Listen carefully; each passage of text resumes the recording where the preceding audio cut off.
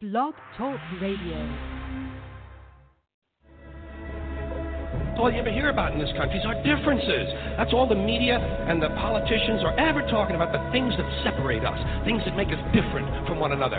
That's the way the ruling class operates in any society. They try to divide the rest of the people. They keep the lower and the middle classes fighting with each other so that they, the rich, can run off with all the fucking money. Fairly simple thing happens to work. You know anything different, that's what they're going to talk about. Race, religion, ethnic and national background, jobs, income, education, social status, sexuality, anything you can do, keep us fighting with each other so that they can keep going to the bank. You know how I describe the economic and social classes in this country? The upper class keeps all of the money, pays none of the taxes. The middle class pays all of the taxes, does all of the work. The poor are there just to scare the shit out of the middle class. Keep them showing up at those jobs.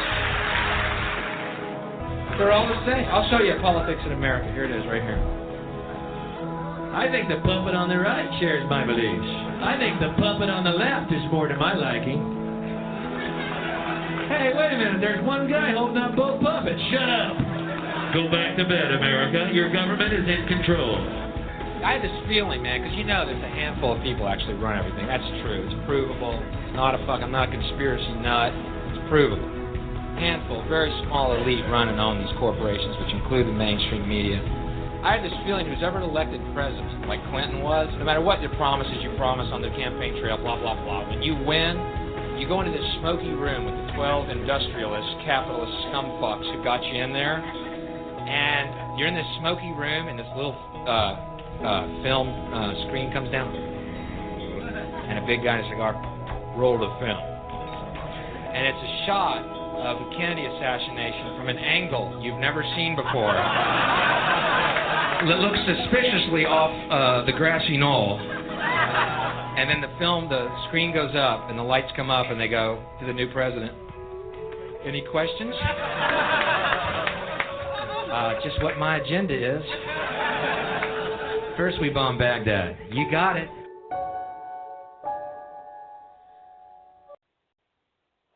Okay, everybody, Joseph Gibson podcasting here from Greensboro, North Carolina here tonight. We're going to go live in about 2 minutes. We'll, of course, take live callers, but we do have a guest here tonight that I'm supposed to call, Mrs. Jane Elliot. We're going to bring her on to the program. And it should be an interesting podcast. And, of course, we'll take live callers like we usually do. But we'll be live here in about 2 minutes, a little bit less than 2 minutes, actually. Lining up the switchboard now and looking for my co-host. I don't know where my co-host is here tonight. But give me about a minute here, and then we'll call Mrs. Jane Elliot, and we'll introduce her to the podcast. And I have her phone number here, and we're going to call her and allow her to speak here for a little while. And then we'll take live callers, unscreened, uncensored, on understanding the times in which we live in today from Greensboro, North Carolina.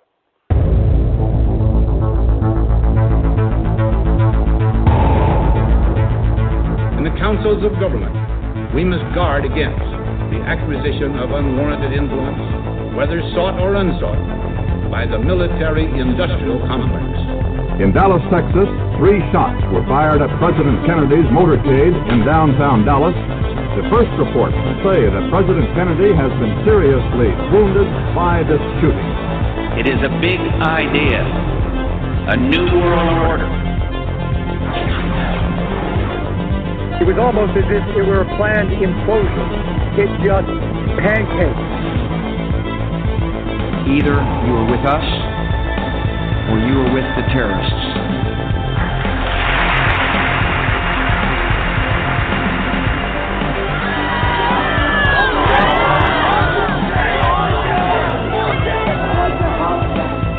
But I also believe that a lot of gun owners would agree that AK-47s belong in the hands of soldiers, not in the hands of criminals.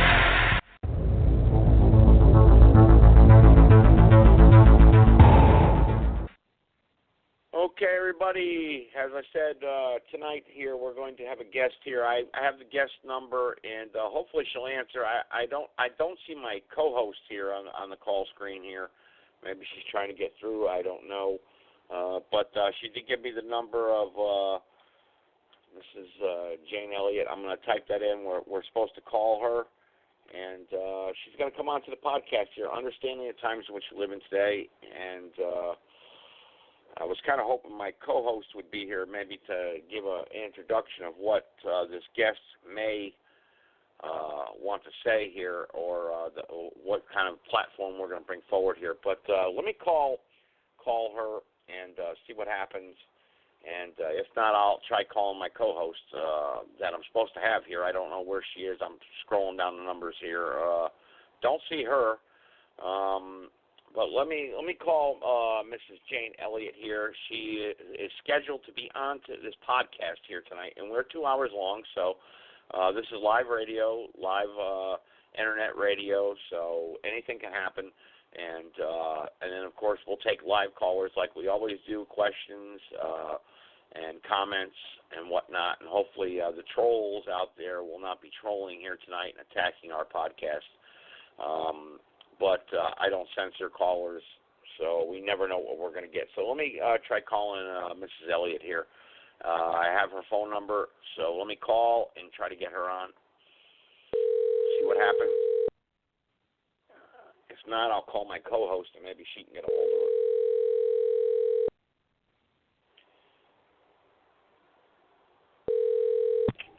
Hello.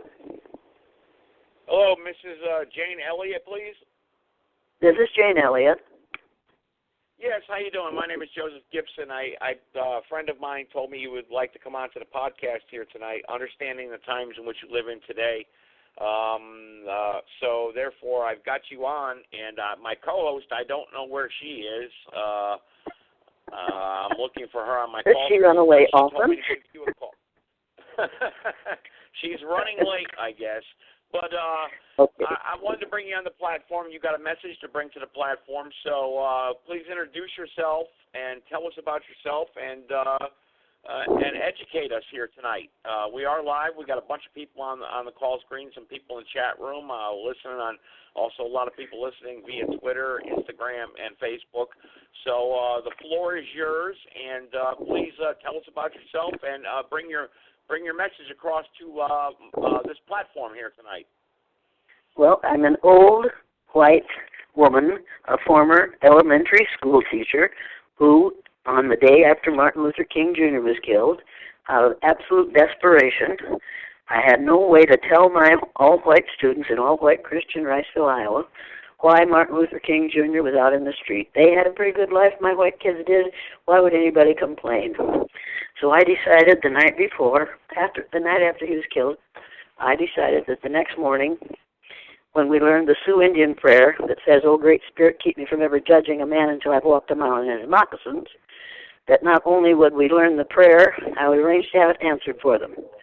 I decided that the next morning, I was going to allow my 9-year-old white little Christian, innocent little people to walk in the shoes of a child of color in my classroom for a day.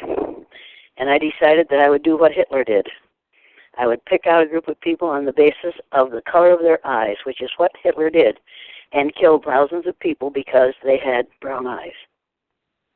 If I had known how it would work, I'm not sure I would have had the chutzpah to do it. But I didn't know how it would work because I was ignorant. And I didn't know about the pain that would cause in those children, or about the pain that we have for 300 years caused in people of color in this country. And the results I got were so absolutely amazing that I did it every year after that. I couldn't give it up. After I'd done it once, there was no way I could not do it. And then I went to work doing it with adults in 1985 on a full-time basis, and now I'm no longer doing the exercise because it's really difficult. If you have to treat people unfairly, publicly, on the basis of a physical characteristic over which they have no control, that's difficult. But if you just do it because you're expected to all day, every day, and you've been taught that that's all right, It's not difficult to discriminate. And if you don't think it is, then you look at Donald Trump. It's perfectly simple and easy for him to discriminate on the basis of color, gender, age, unfortunately for me now, age, ethnicity. But it's hard to do it when you're doing it for the right reason. Okay. Now, so apparently you're not a supporter of Donald Trump, but how does that play out? I want to continue to allow you speaking. I've got my co-host, I think, here live. I think I finally found her on the call screen here. But how does that play out with? You're obviously very knowledgeable, but how does that play out with? We know Donald Trump really is only president of the United States corporation. And, how does that play out with the New World Order and the Federal Reserve banking cartel? Do you understand where I'm coming from now? Because that's basically what you're asking me is does racism have anything to do with any of those? All those things are the results of government-sponsored segregation. And if you haven't read the book, The Color of Law, by Rothstein, you'd better get it and read it. And then you will realize that where we put superhighways in cities depends on where the black community is. Where we put the best schools depends on where the black community is. Where we put the best shopping centers depends on where the black community is. Where we put our industries depends on how close we can get to the black community. If you haven't read The Color of Law, you need to read that before you ask that question again. I was absolutely astounded when I read that book because I had not realized how carefully planned this whole thing is.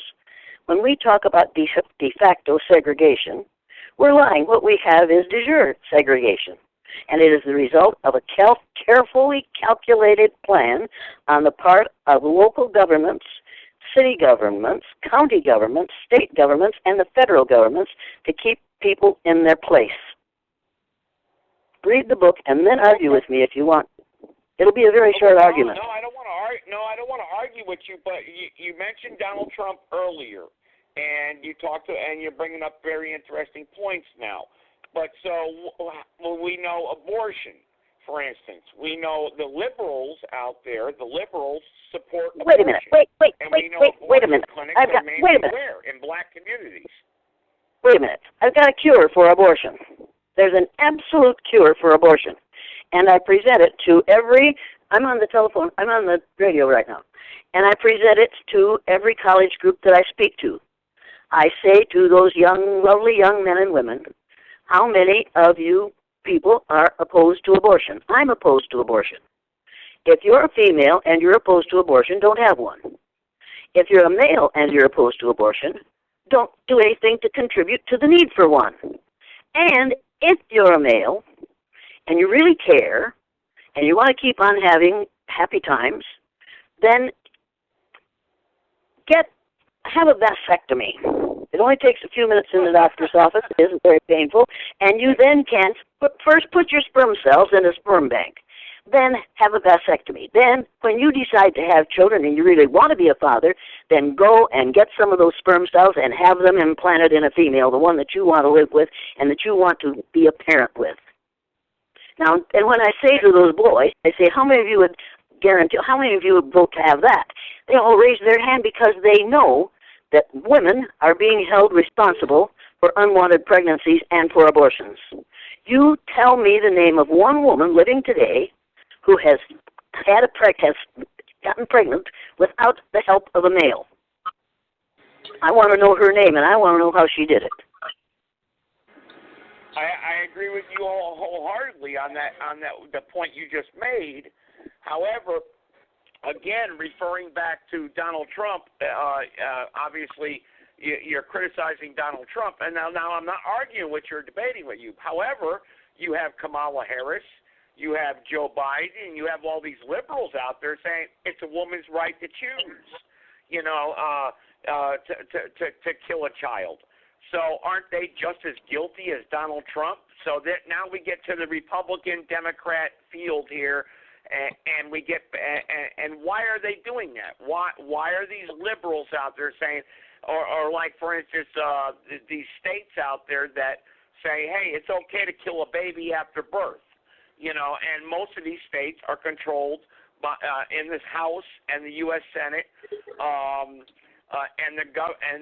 through the governor's mansion, saying it's okay.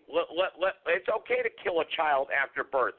Can we blame Donald Trump for that? Because Donald Trump, according to what I understand, is against abortion, and so is Mike Pence. And then we get back to why is this really happening? Because both parties are controlled by the same money called the Federal Reserve Banking Cartel, and the Federal Reserve wants to control us. And I believe what you're saying is true, is that they're targeting the Chicago, Miami, Jacksonville, Atlanta, Los Angeles, where a lot of the black community members of our society live today. So therefore, why are we being angry with Donald Trump? Why are we not angry at the head of the snake? The head of the snake is the Federal Reserve Banking Cartel that controls our monetary system, that impoverishes the and that ships the cocaine wait a minute. to our country. Wait a minute. We have been killing black children after they were born for the last 250 years in this country. We wait until they're born for the most part, and then we kill them. And most of the time that happens, we don't. And it's all right. It's all right to kill black boys after they're born, but we don't want to let little white children be killed by the mother who's carrying them when she doesn't want to have another pregnancy. What a woman does with her body is her own business, and it's between her and her God, not between you and me and Donald Trump. If it's a sin, that's a sin on her. It's not a sin on you, and it's not a sin on me. And it's not a sin on the person who got her pregnant either. He can walk away and spread his sperm cells someplace else with perfect freedom. But she is going to be damned, according to a whole lot of people, forever because she didn't have that baby. He isn't going to be damned because he started a child he didn't want to raise, but she is going to be damned because she didn't want that baby. Now, it's time to stop deciding who is right on the basis of gender. And that's what we've been doing in this country for 250 years. I'll agree with you 100% there, but you know the old saying, it takes two to tango, No, that won't work here. No, that won't work. I'm sorry, but that won't work. It takes two to tango, but it only takes one to have the baby. He gets to tango, and she gets the pain. Now, no, that won't work. You're going to have to come up with a better statement. Okay. Want to try that again? Right. Okay. All right. Furthermore, she's carrying that baby, but she can't get health insurance on it until it's born.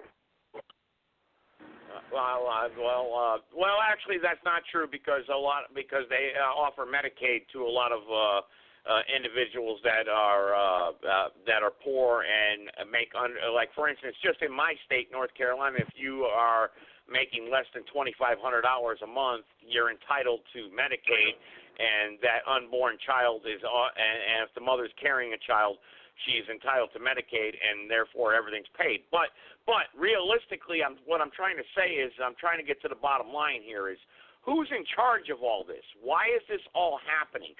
And before you answer that, just like I said, give some background information about you, your knowledge, and I know you open up a little bit about Martin Luther King, and you're a teacher, but I want you to promote yourself here on this podcast and promote your YouTube, what you got going on, any books you have that you've written, or documentaries, or a little background information about yourself for the listeners out there so they understand where you're coming from, if that's okay, if you don't mind. Well, yeah, I don't mind talking about where I'm coming from, but I do mind you saying that I need to promote myself. I don't. It's that I am not on this podcast for the purpose of promoting myself. I'm on this podcast for the purpose of promoting the idea that there's only one race, the human race. We are all members of the same race. God created one race, the human race. Human beings created racism. you and I don't know what your color group is, but you and I are 30th to 50th cousins because we both had the same ancestors back there from 300,000 to 500,000 years ago. And the only reason I'm white is because my ancestors moved farther and farther from the equator, so their bodies produced less and less melanin, so their skin got lighter and lighter. So I am called white. But when I stand on a stage and I'm wearing a white sweatshirt, I say to the students, how many of you can see where my shirt ends and my skin begins? Well, they all can because they're all, okay, we can see that.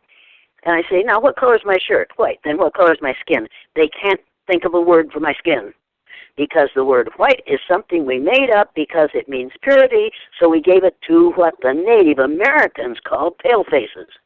We didn't want to be called palefaces. We had to come up with another name, so we came up with white. It's a lie. There is no white person alive on the face of the earth. So we need to come up with a different name for our color group. Yeah, well, not to interrupt you, but I agree with you 100%. And I don't know how you stand or as far as what theological stance you stand by, but I'm a Baptist, and I believe I've studied the King James Bible. And in Galatians 3:28, it says, there is neither Jew nor Greek, there is neither bond nor free, there is neither male nor female, for ye are all one in Christ Jesus. Can you argue with that? And there's another verse in the Bible that says Jesus had feet of bronze and kinky sheep-like hair. Now, if you're a good Baptist, and my grandmother was a really good Baptist, and Baptist hymns are absolutely the most fun hymns to sing in the world. I have a worn-out Baptist hymnal on my shelf right now. Oh, my Lord. This Christmas, when you walk down the street and you see that creche and that manger scene, take that little doll out of there that looks like the Pillsbury Doughboy and put in a doll that looks like Jesus did. Okay. We are lying. That's a Roman Catholic ritual, actually, where you're. No. It's not just a Roman Catholic. It's not just a Roman Catholic. I happen to know that Methodists have creches. They have one here in Osage every year, and there's the little baby Jesus looking like the Pillsbury Doughboy. That is a lie. And when I go to the Methodist church and look up to the minister, there behind him is a picture of Jesus Christ that looks nothing like Jesus Christ. But it's one that we white folks can agree with. Well, what did Jesus Christ look like? Because according to Deuteronomy 18:18, it says, "I will rise him up a prophet amongst his brethren." And like I said, I'm not trying to debate with you or argue with you. I'm just trying to find out your viewpoint and your stance on that. I mean, where does the King James Bible stand as far as you being a teacher? I mean, are you saying it's all made up or lies, or what is your doctrinal viewpoint? Have you been in the Middle East, or have you watched films from the Middle East where we're killing people on a daily basis? Do you see many blue-eyed, pale-skinned people there? Well, you're right. There'll never be peace in the Middle East. There won't be peace until Christ returns. I'm not talking about peace in the Middle East. I'm talking about what people in the Middle East, in the areas in which Jesus walked, according to the Bible, and how they looked. And I'm talking about how Jesus must have looked, and how the disciples must have looked. And then come the three wise men from the east, and they don't look like the rest of them. They looked like they were ruddy. That's what the Book of Genesis says, actually. But I'm not trying to get. But doesn't the Book of Genesis also say that God created man in the Garden of Eden, and He made him out of dirt, and dirt in the Garden of Eden had to be dark brown or black because it was made out of rotted vegetation. Palm fronds and such fell in the ground and rotted. Rotted vegetation is invariably dark brown or black. So obviously the first man, according to the Bible, created by God, was a black man. He made the first woman out of that black man's rib. All bone tissue is white because it's made out of calcium. So the first couple created by God, according to the Bible, was a black man and a white woman. How do you like me now? Well, I'm not saying, but can you point to me a verse where that says that he was created as a black man? Because according to my book of Genesis, it says that Jesus was created. Actually, Adam and Eve. Adam was ruddy. He was ruddy. That means reddish, not black, not white. So. Then what was he? Where in the Bible does it say? Well, evidently he was a man of color. It was a man of color, and Eve was white because she was made out of his bone tissue. So so if you really want to preach the Bible to me, you have to admit that there are some things in the Bible that racist people have simply denied because they don't match what we want to think or what we want to feel about it. Okay. I'll stand by that with you there. That many people have denied because they failed to rightly. Now, why am I talking to you? What is it you want to know from me? I don't want to talk about religion because there's a whole lot of people in the United States. Number one, who aren't religious, and number two, who aren't Christian, and a whole lot of them who aren't Baptist, but they all should be. Well, there's a lot of black Christians also out there, so therefore are they wrong for believing in the Lord Jesus Christ? So let's not argue about history because I don't think we'll get into any common denomination or conclusion on that. But how do we understand the times in which we live in today, and how do we move forward and understand the system that's controlling us today? Because we can argue I'm going to tell you that. Long and say, you know. I just told you that, didn't I, a few minutes ago? Get the book, The Color of Law, by Rothstein, and read it, and you will understand how we got into the situation we're in today and why we are perpetuating it and who is perpetuating it. And this segregation is not. Of course, it is not. Then explain that book to us because I haven't read it, but I'm going to read it. Okay. Good lawyers who want to keep white people on top and other people in their place. And I'll tell you something else you need to think about. What's happening in this country today, and the reason we have a boy grown tall in the White House, is because white people have been told, and it's true, that the demographics in this country say that within 30 years, white people will be a numerical minority in the United States of America.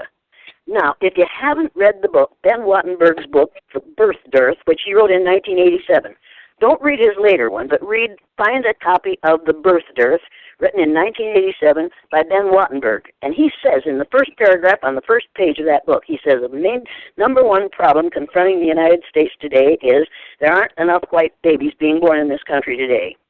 He says if we don't do something about this, white people will become a numerical minority and this will no longer be a white man's land. Then he goes on to say how he knows what we have to do. Number one, the only way we have to solve this problem, the first thing we should do is pay women to have babies, as they have been doing in Western European nations for years. Then he says, and these are his words, not mine, unfortunately, we would have to pay women of all colors to have babies, so we don't want to do that. He says the second thing we could do is increase the number of legal immigrants allowed into this country every year. Then he says, unfortunately, the majority of those wanting to come to this country today are people of color, so we don't want to do that. Then he says, the third thing we could do is remember that 60% of the fetuses that are aborted every year are white. If we could keep that 60% alive, that would solve our birth dearth. Now, he wrote this in 1987. You need to know that everything that's happening right now in this country at the hands of these Republicans and Donosaurus T. Rump is happening because Ben Wattenberg was an advisor to presidents of the United States. And the boys read his book and are acting on what he advised them to do. Okay, hang on. Let me interject there, not to interrupt you with all due respect here. So why then didn't anything change during the 8 years when Obama was the president? Why are we putting everything on Donald Trump? I mean, what did Obama do for anybody? Look, you know as well as I do that the reason Donosaurus T. Rump is changing everything that Obama put in place is because he got angry when Obama made fun of him jokingly. Whoa, hang on a second. What did Obama put in place? What did he put in place? Because everything that he could, in spite of what Mitch McConnell refused to allow it to happen. Now, before we start blaming Obama because he didn't do enough, you need to remember that when he was running for the presidency, Mitch McConnell said he'll never be elected. He got elected, and Mitch McConnell said he'll never be successful. So he stopped everything that Obama tried to get done. And then when he said he'll never get reelected, he got reelected. So he said he'll never be successful. The fact that a black man was able to become president of the United States, and he wasn't our first black president. I'm sure you know who our first black president was, right? No, educate me, please. Well, try Abraham Lincoln. So you're saying Abraham Lincoln was a black man? Abraham Lincoln was a Melungeon. He was part black, he was part white, and he was part Cherokee Indian. Now, do you think maybe you should have been told that at an earlier date? Obama really do? What did Obama really do to help? Number one, he got elected, and he said to young black males, "I can get elected in a country that is so desegregated, so determined to be segregated, that I can still get elected, and if I can do it, you can make progress." And because he got elected, a whole lot of black people, male and female, are doing things that they wouldn't have done if he hadn't been elected. And make no mistake about this, Kamala Harris is where she is because of people like Barack Obama and Joe Biden and what they did over the years to see to it that black people had a fair shake in this country. Well, Kamala Harris has imprisoned more black males than any white prosecutor prior to her time. So what I very much doubt the statistic that you just quoted, but I keep remembering. You do? Benjamin Disraeli said there are three kinds of lies: lies, damn lies, and statistics. And you can make statistics say whatever you want them to. And we know how she got her job. Kamala Harris, I'm not a supporter of Kamala. I'm not a supporter of Donald Trump. I'm not a supporter of any of the corporate presidents. And I think you're missing my whole point is that presidents are selected, not elected. Okay? And Obama did really nothing in the 8 years that he did except screw up everyone's health care. You know something? I'm not going to argue. I'm not going to argue politics with you. If you want to argue politics, talk to somebody else. That's fine. That's fine. But I think I got someone that supports you on the phone line. Would you be interested in listening to one of the supporters? That that would be interesting, wouldn't it? Okay. All right. Well, let's take 251. Go ahead, and then we'll take some callers maybe. He doesn't want to debate. Mr. Gibson. Excuse me. She doesn't want to debate politics, but I think my point is that we're all controlled and owned by a European banking cartel, the central bankers, and it doesn't matter who's in the White House because they only control the District of Columbia. So Then why are you knocking Barack Obama if you think somebody else was controlling the whole situation? Because I'm not. You see, Kamala, you can't have it both ways. Kamala Harris said that the first debate, when those guys started to argue. Oh, you need to hear this. When the rest of them started to argue, she said, "We aren't here to have a food fight." And then she turned to Joe Biden and started a food fight. She talks out of both sides of her mouth. Well, guess what? Just a little inside information. Kamala Harris and Joe Biden are on the same team, and the same money finances both their campaigns. And if Kamala Harris was elected as president, nothing's going to change. We're still going to progress to a new world order and a one world government. So it doesn't matter who you have in the White House. The Federal Reserve controls our economy and controls our country. They've been funding both sides of every war ever since its inception, ever since the acts of 1871. I'll bet you think I agreed to come on this show so that you could roll that stuff onto me. I didn't. No, you want to ask me a question? I'm just debating. Have you ever? You want to ask me a question? Don't waste my time. Do you want to ask me a question? No, I'm going to allow callers to ask you a question. How's that sound? Okay, that's a good idea. Okay, all right. Well, we agree on something. There you go. All right, 251. Go ahead. Greetings, Joe and Miss Jane Elliot. This is Akshita Veda calling from Mobile, Alabama. It is an honor. How are you? Well, I'm not as good as I thought I was, evidently, but how are you? I am well, and I'm getting a kick out of this conversation because you kind of handle Joe the way I like to from time to time, because Joe likes to talk about stuff that's not helping anything all the time, but I'm not saying he doesn't. Don't take me wrong and don't take me out of context. Joe is great, and his platform is awesome. But the debates on religion and the politics, I don't like to hear it either, Miss Elliot. But well, we have to remember. We have to remember that Joe Biden has forgotten more since breakfast about politics and about governing than any of those young sprouts will ever learn. We need to remember that. All right, call in and I'll connect you, okay? Okay. Now, what's your question? Okay. I don't necessarily have a question, but I just wanted to say that I agree with you, and I appreciate the work that you put forward and the experiences that you have conducted with these social experiences, and which challenges white privilege within people, so people can realize that white privilege is real on all levels on the scale of life. Hang on, I got Wait a minute. Let's talk about white privilege for a minute. I got my co-host here, 786. Can you hear me? Are you there? Yes, but you can let them finish because they were saying something very important. All right, okay, so you're there. This woman just asked a good question, and I need to deal with it. Okay? Yeah, I know. When you talk about white privilege, you need to realize, have you read Peggy McIntosh's list of white privileges? Because if you haven't, you need to get it and read it. And in practically every one, she says, I can do this and this and this and not be corrected and not be ridiculed or criticized because of my race. I can do this and this and this. I can find a house. I can buy the house in the neighborhood I want to and not be turned down because of my race. It's like, because of my race, because of my race, because of my race. Now, she wrote that, I think, in 1987 or 89. Evidently, she didn't realize at that time that there was only one race. And if she has those privileges because of her race, and she's a member of the human race, then we should all have those privileges. But you see, the white privileges paper isn't about white privilege, it's about white ignorance. Because so-called white people really believe that they are special and that they have these privileges because of the color of their skin. It is utterly ridiculous to give people advantages because of skin color.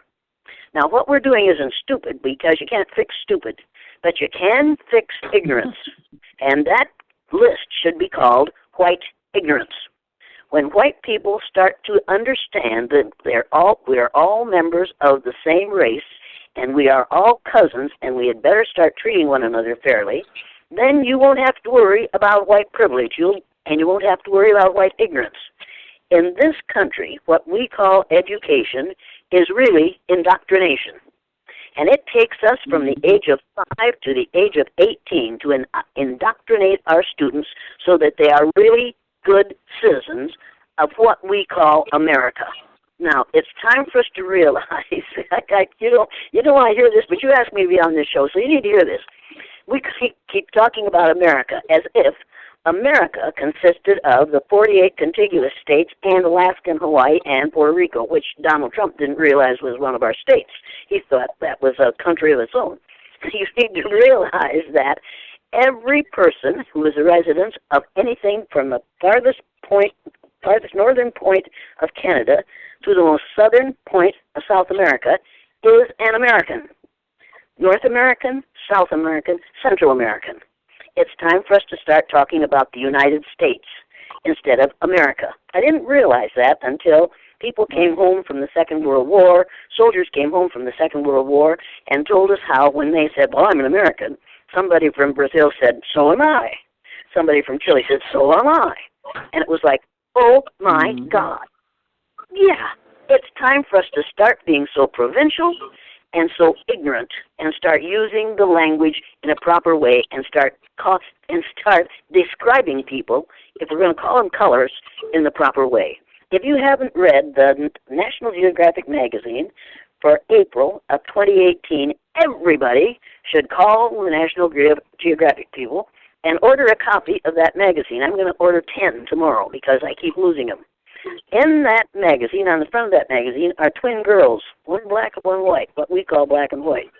Inside the magazine are 3 pages of faces of different colored people, and each one of them has a number on the color wheel.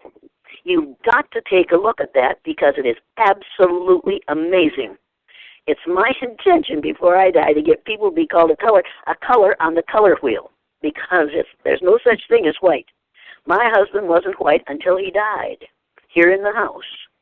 And then he immediately was white because his blood sunk to his backside. So you need to realize that there are no white people. There are brown people, but we are all descendants of black people. All white people are is black people who faded as they move farther and farther from the equator. Now, white folks don't like to be told that. And I don't care. You see, I'm not trying to push myself. I'm not trying to get jobs here. This isn't the way to get hired.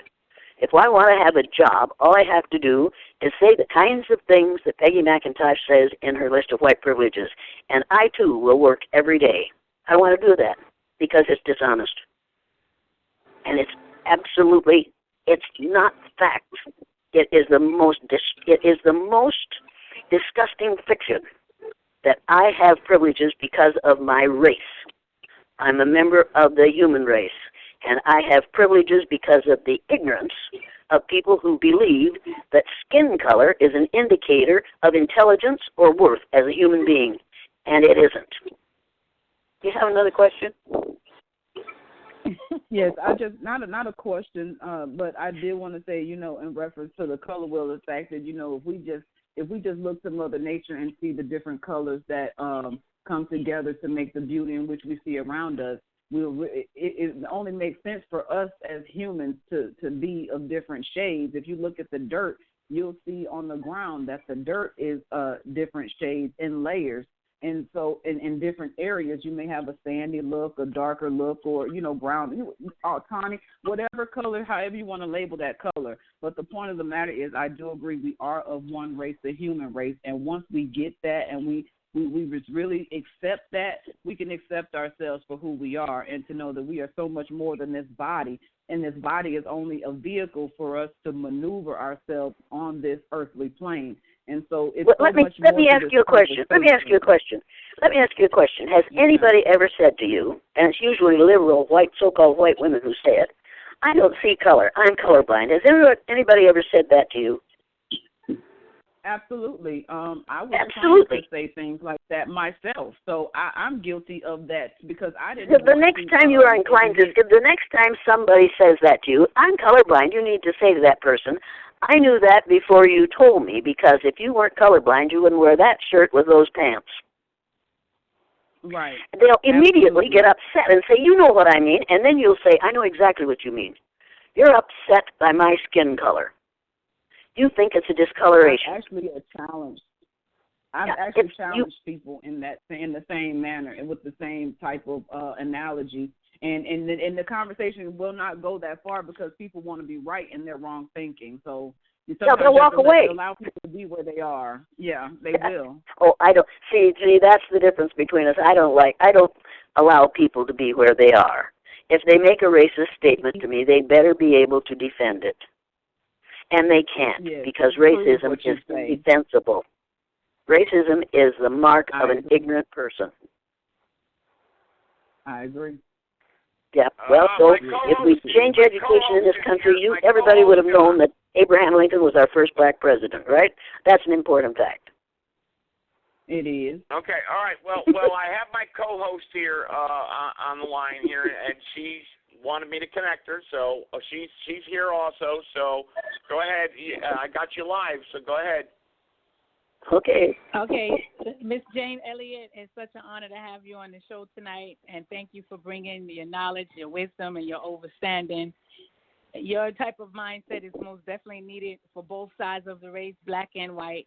We all, any other color you want to put out there, we need people like you because you come outside the box.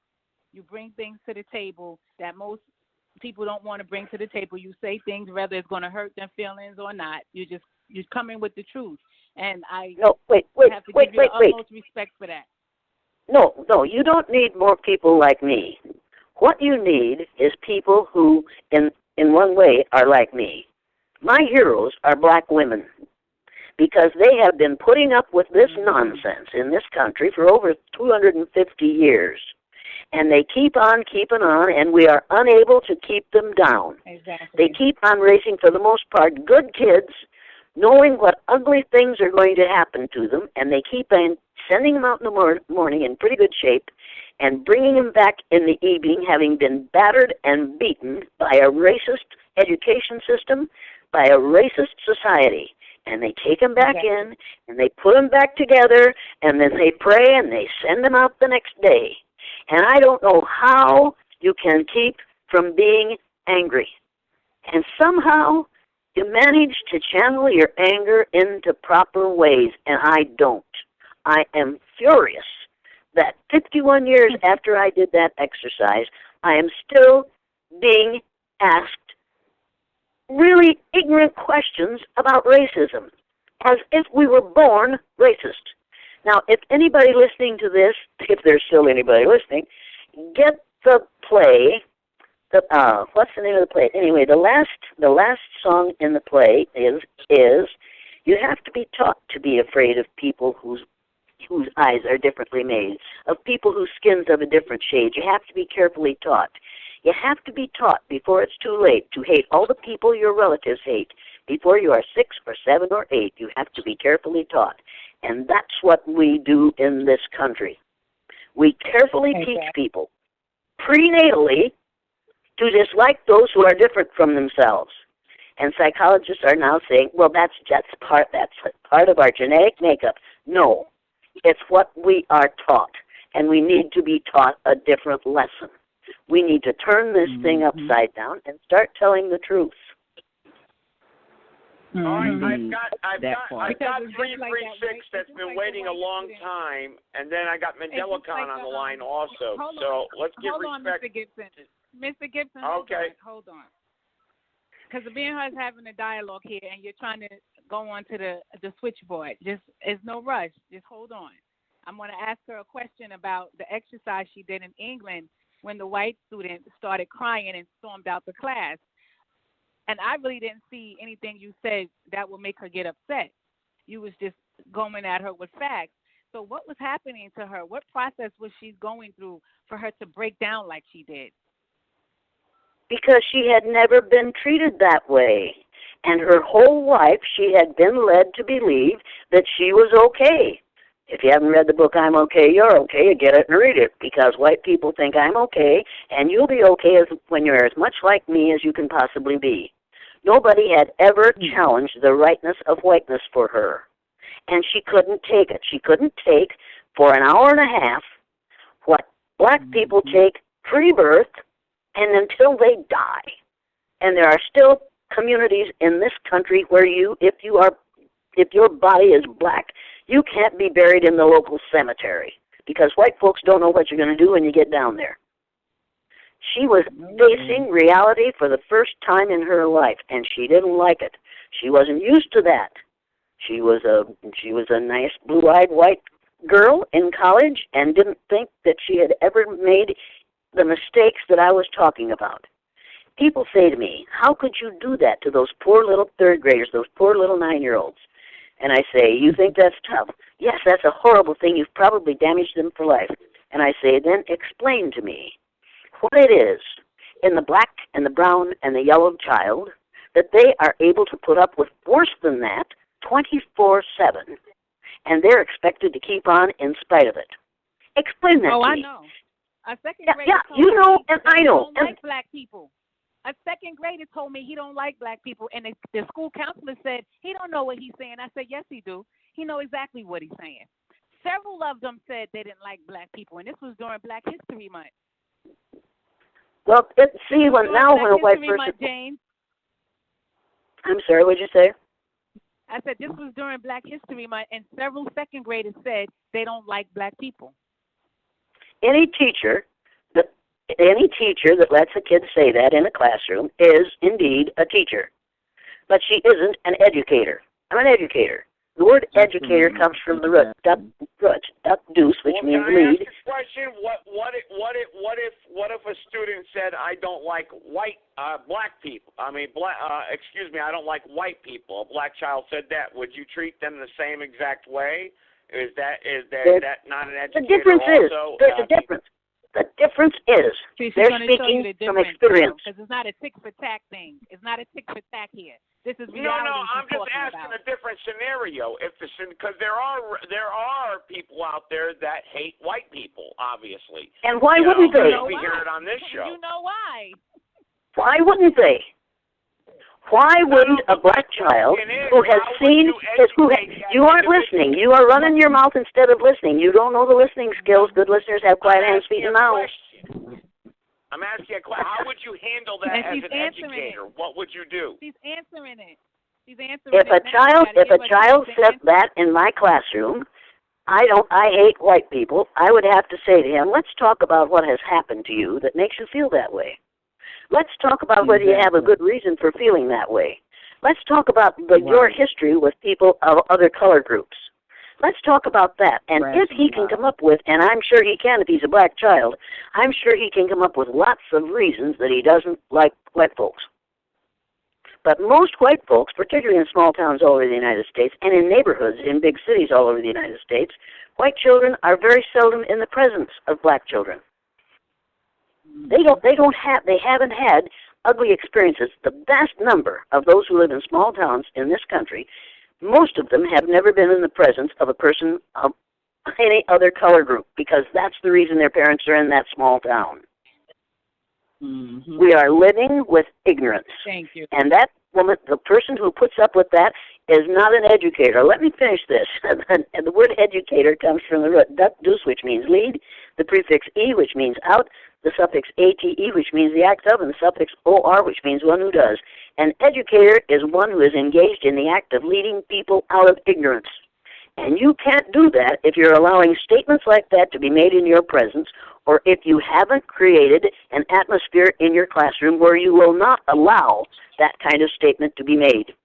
Educators will make kids recognize immediately that we are all members of the same race. In this classroom, we're all members of the same race. You're all my cousins.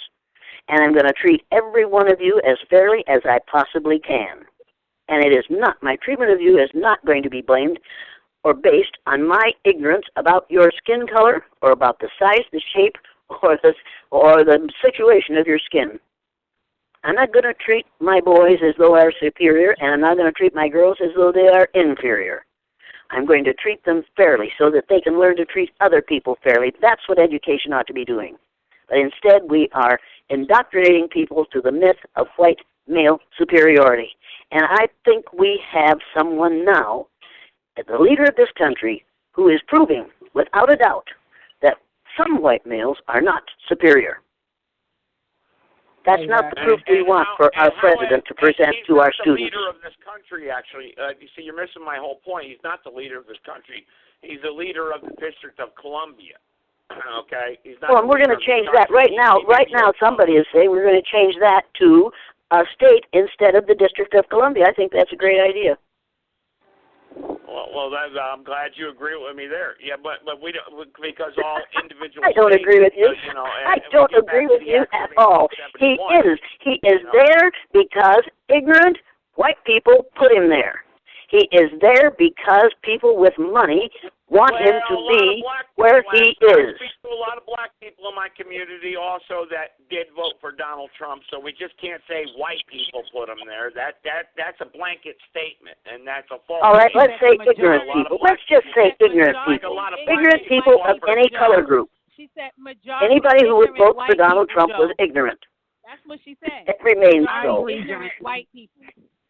Look, I've hate statement. He said the white people put him there. And listen, why don't you folks have this discussion, and I'll go get supper. That's what happened. When you really man, Jane, I would love to talk to you. Can I connect with you? Sure, go ahead. Now, I wanted to connect with you maybe offline because I like the conversation that we could have together uninterrupted. if everybody who is listening to this, if there's anybody left now, would read the book, The Myth of Race by Robert Wald Sussman, you would realize that what we are dealing with is ignorance on a grand scale. And if you don't want to read the whole book, just read the last page on which he says there is only one race of people on the face of the earth, and it's the human race. Can you name that book again, please? The Myth, M-Y-T-H, The Myth of Race. And the author's name is Robert Wald Sussman. And there's another book that every single parent and every single educator should read. And it's called The Racial Conditioning of Our Children. And it's written by Nathan Rutstein, R-U-T-S-T-E-I-N. You must read that book. The subtitle is Ending Psychological Genocide in Our Schools. Because according to this man, and every word he says is true, according to him, what we are engaged in this country is genetic genocide. Racial, psychological genocide based on the ignorance of those who think that there's such a thing as a white person and who think that skin color is an indicator of intelligence or worth as a human being. You've got to read that book. If you don't need anything else this year, read that book. I've actually looked up that, and it says the myth of although eugenics is now widely discredited, some groups and individuals today claim a new scientific basis for the old racist assumptions, pondering the continuing influence of racist research and thought, despite all evidence to the contrary. Of course there are, but they have to do it if they're going to perpetuate the myth of the rightness of whiteness. Of course you're going to have those studies. And what you have to do is refuse to take them in. Hang on, let me finish. And many people still mistake the mistake for bigotry for science. You know, and the fact of the matter is that science has not cured anything or solved anything, and it creates bigotry within itself. So therefore, you know, that's what I'm getting out of. And I'm not using Google, by the way. I'm using other search engines because I don't use Google. I use other search engines, but I'm going to. Are you discriminating against Google? Yeah, well, yes, I am, because Google has a prominent mark, and Google actually is a part of the New World Order to brainwash us into exactly what you're saying, and exactly what you are contemplating, that the Europeans and the European New World Order is trying to progmate us into believing. So I'm actually agreeing. And you know that you, as a human being, have been given a brain, and you can refuse to go along with it, and you can say, this is what's happening, and you're not going to draw me into this ridiculousness. That's your choice. You choose which direction you want to go. That's right. Choice. The direction it's your choice. If you decide to go along or just to complain about it, you haven't done anything to put a stop to it. And one of the first ways you put a stop to it is vote in the election next year. Let me ask you this question. How do we put a stop to the central banking cartel that is controlling us through our mind, body, and soul today, through religion, through race, through whatever have you? How do we put a stop to that?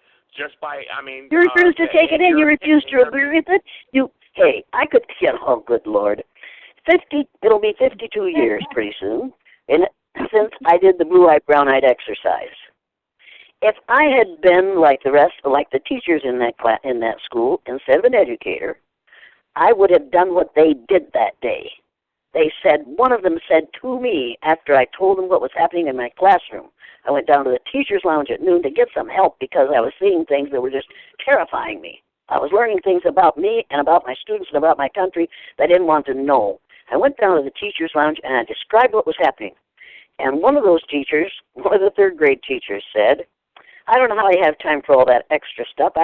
It's all I can do to teach reading, writing, and arithmetic. Well, she hadn't done reading, writing, arithmetic. She might as well have done the extra stuff as far as I was concerned.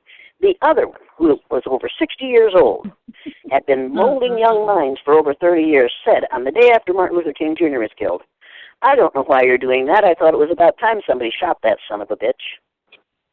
Now, I believe it.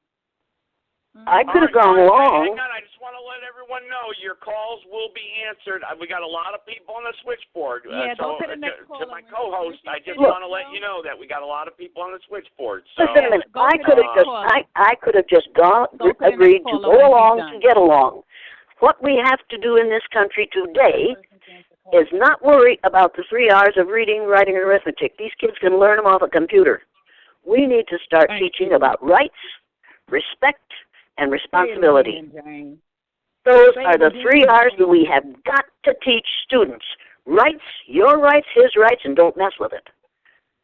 Your respect. Respect for one another and for yourself. If you respect yourself, you aren't going to drink, you aren't going to smoke, and you aren't going to do drugs.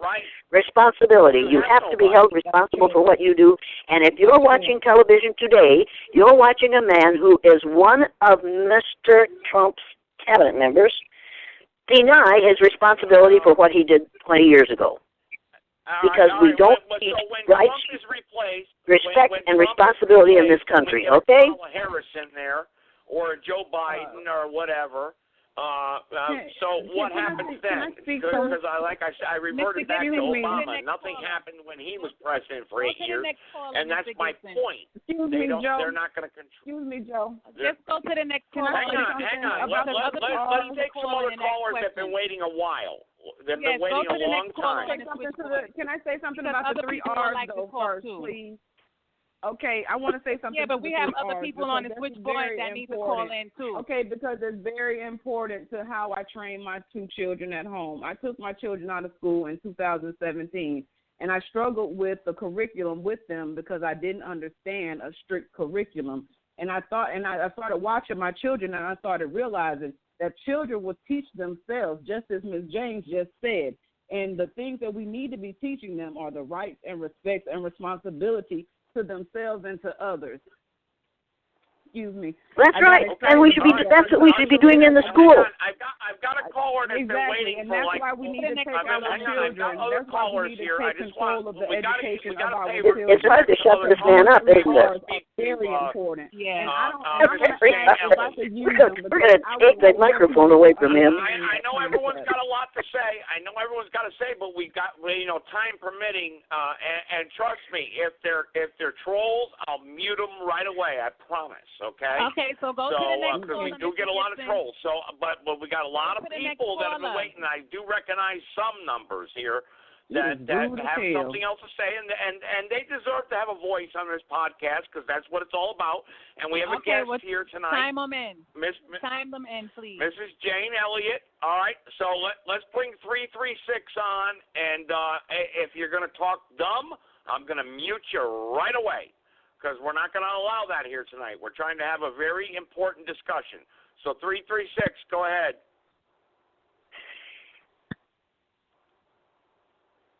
Go ahead. Hey, this is Derek. How you doing, Joe? I'm doing fine. Do you have a question for the guest here tonight? Do you have a question for the guest? Because this is about the guest of the show here tonight. And the subjects that we're speaking about, and that's what this is all about here. This isn't about Joe Gibson here tonight. It's about our guest. So, do you have a question for the guest? You could have fooled me. Talk to Dan. I agree with the woman that, man, you talk too much, man. You don't let anybody get your point. You talk over their heads. You know what I'm saying? And we're here because you brought a guest. You brought a person to talk. And every time she talks, you talk over her. All right, okay. Bring your question then. Bring your question. Go ahead. Bring your question, please. See, now he's talking and you're talking over him, Joe. Let him say what he's saying. He called to say something. Let him say it. Yeah, but he's criticizing me in the meantime, though. No, he's not. He's saying something real. You keep talking over the guest. You're talking over me. You're talking over Jane. But yet you keep saying that the switchboard is popping. So let the switchboard pop. What's your question? What's your question, Mr. Listener? What's your question? What's your question? I agree. What's your question? My question is, why do the white people, why are they brought up to be so racist? You know what I'm saying? Why is it because of the parents? Is it because the kids at school? No, it's because of the curriculum. It's because of what they learn in church. It's because of what they learn at the grocery store. It's because of what they have until the last 2 years learned on television. According to all those things, all the important inventions, discoveries, all the important things that were done on this earth were done by white males. And we absolutely refuse to teach about the fantastic things that people of other color groups have done, because if we teach the truth, then white males don't look nearly as good. If you want to read some truth, get Anthony Browder's book, Nile Valley Contributions to Civilization. Anthony Browder, Nile Valley Contributions to Civilization.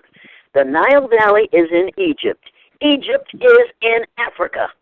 But we have managed to move Egypt into the Middle East because we don't want to admit that all those fantastic things that we have came to us from people in the Nile Valley who were black.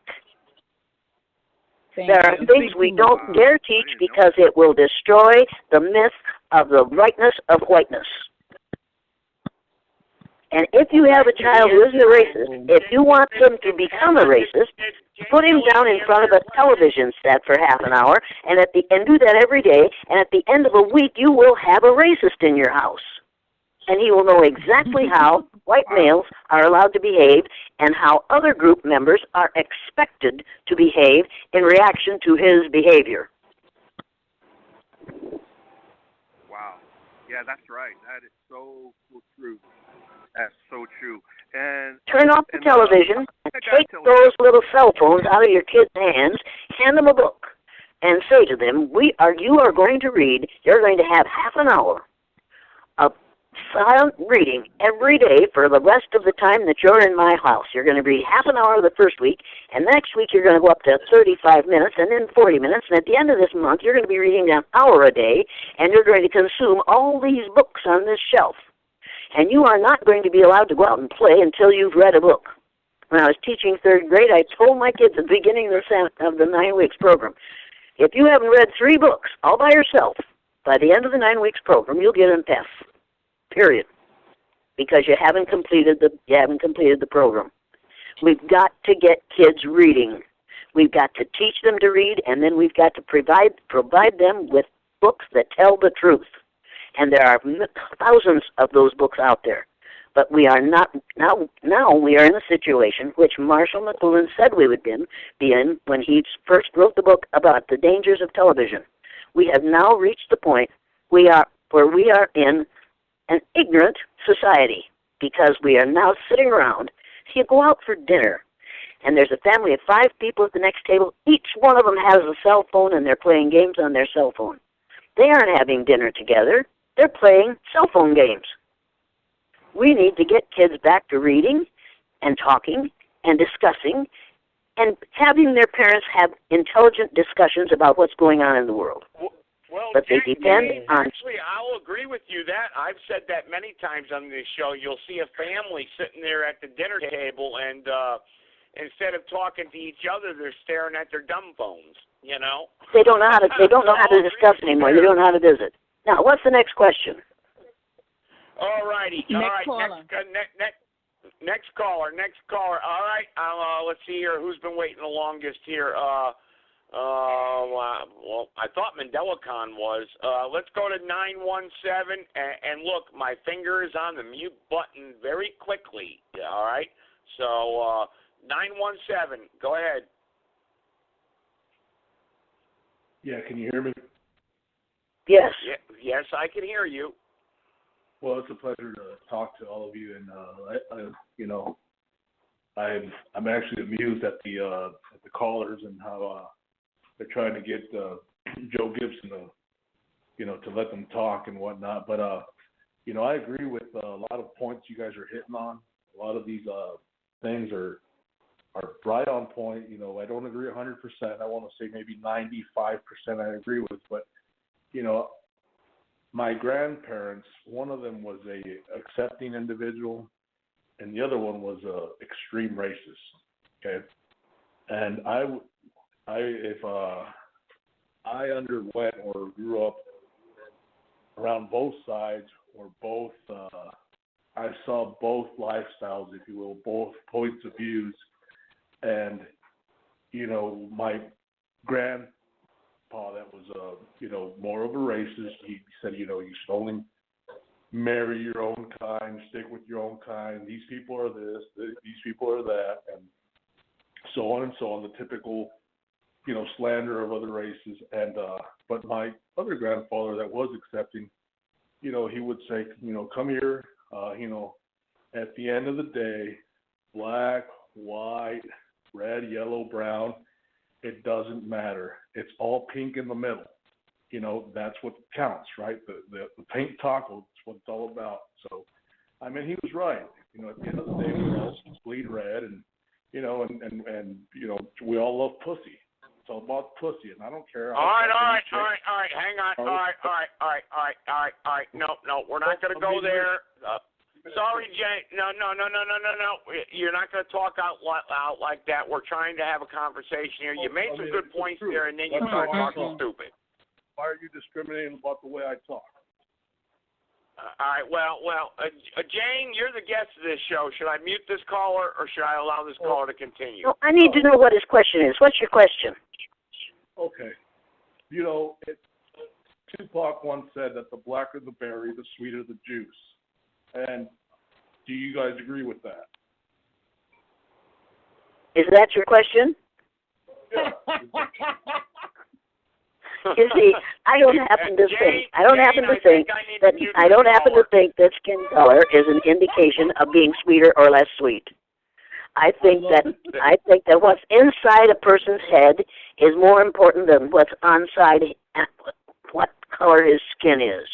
And I think you can be a really good Christian and a really racist person. And I think because my father was a Baptist, his mother was a real Baptist, and my mother's parents were all Catholic.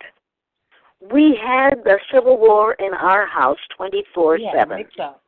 And I had to decide which I was going to do, whether I was going to be like my mother or like my father.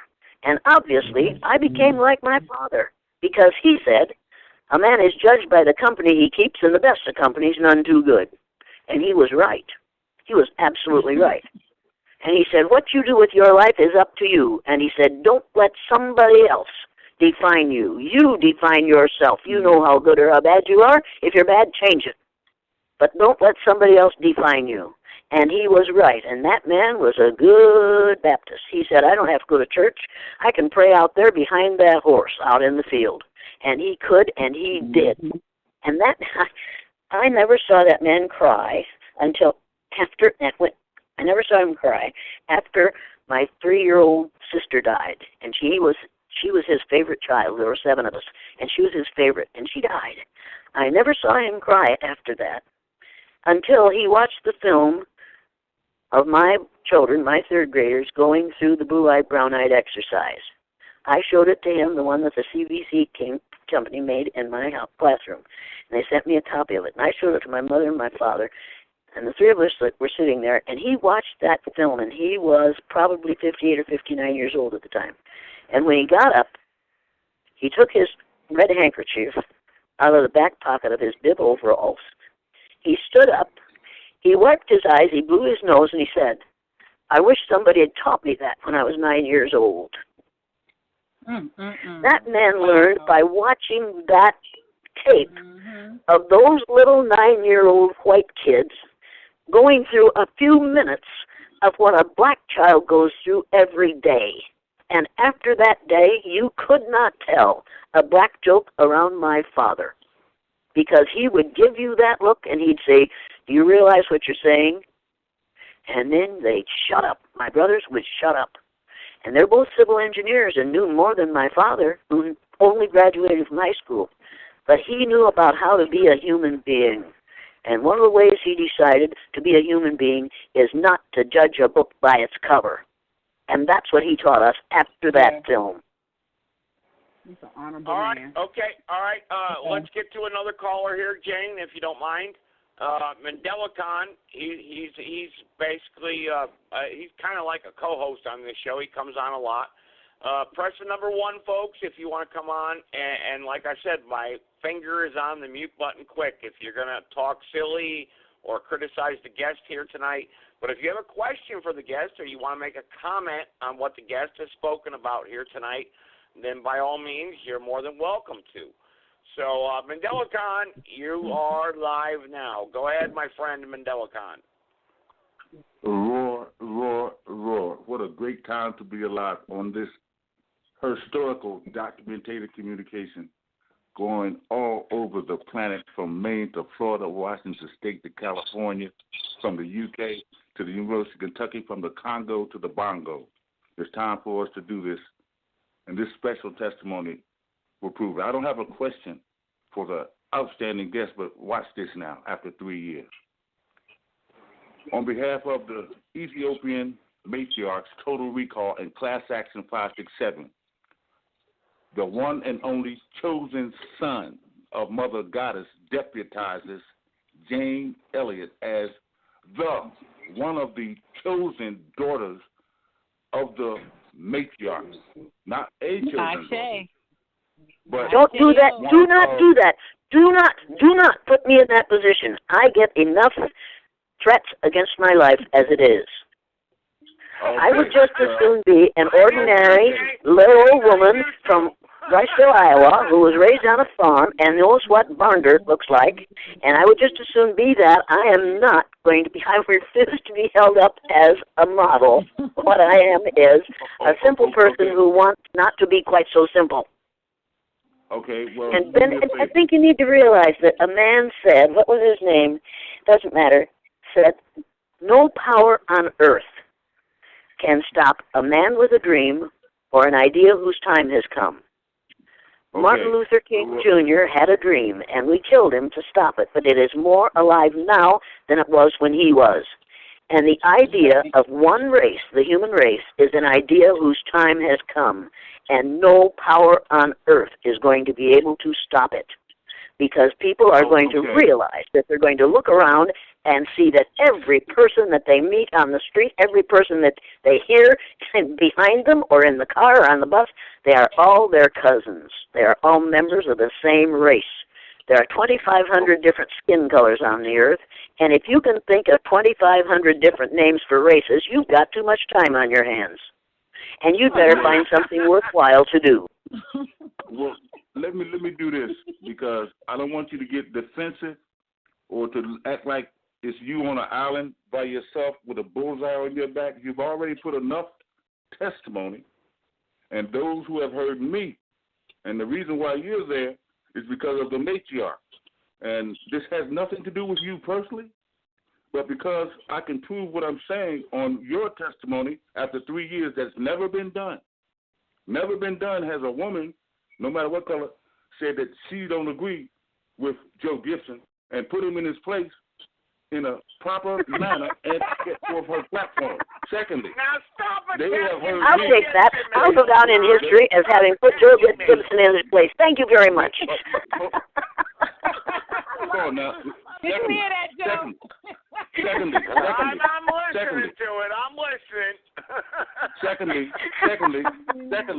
Secondly, now, I have always said that this is not about black versus white. It's about wrong versus right. There's only one race, and that's those who will race to freedom, justice, and total independence.